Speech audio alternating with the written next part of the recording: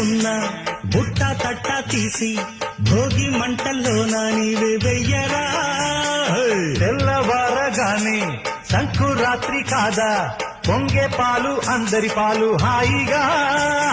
నేల తల్లి పంచేనంట పైడి పంట నీకు నాకు అంతకంటే రందడేది లేదే. సింగారాల పైరుల్లోన బంగారాలే పండేనంట పాడాలి. నవ్వుల్లోన పువ్వుల్లాగా జీవితాలే సాగాలంట ఆడాలి.